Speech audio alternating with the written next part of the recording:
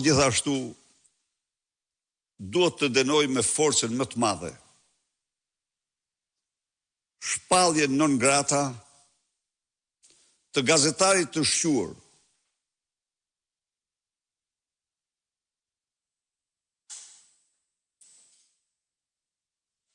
nga Maqedonia e Veriut, Valon Bele.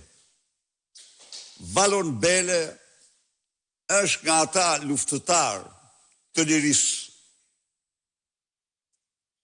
i cili nuk ka nda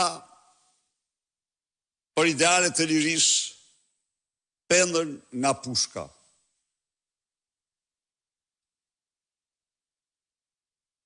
Është i gazetar i njohur, është gjithashtu një ish luftar i UÇK-s. Valon Bele është një adhetar i vërtet, i cili ka denoncuar në shkrimet dhe status e tij veprimtarinë tradhtare të Edi Ramës. Ka denoncuar Edi Ramën si argat të Vučićit, si një armik të egër të interesave shqiptarëve. Ai këtë veprimtari e ka patur publike. Dhe Edi Rama i blokon hyrjen, e shpall non grata një lloj si Aleksandar Vučić e ka shpallur për Serbinë. Edi Rama zbaton në këtë mënyrë një urdhër të turpshëm të padronit të tij. Të shpallësh një gazetar non grata asaj nuk pajtohet me qëndrimet tua antikombëtare.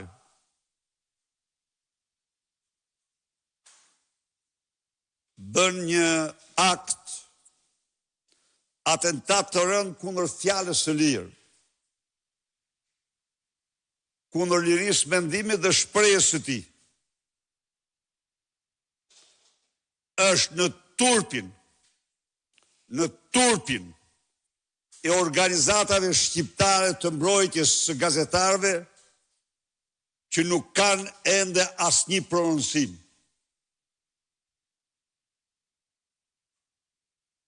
Në turpin e tyre tregojnë varësinë dhe kontrollin qeveritar.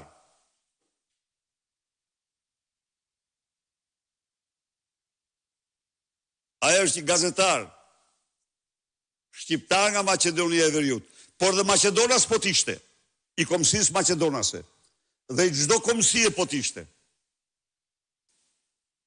Ti ndalosh hyrjen në Shqipëri pse kritikon kryeministrin. Asnjë gazetar, asnjë shoqat gazetar nuk mund dhe nuk duhet pajtohet me te. Turp i madh. Ju kujtohet ju këto shoqata, kur unë sulmova me të drejtë, me bazë, me fakte, një pronar mediash, ato më vërsulen si kur sulmova gazetarët.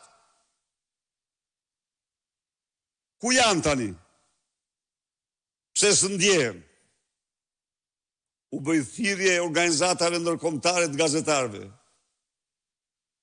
të ngrenë zërin e tyre kundër këtij akti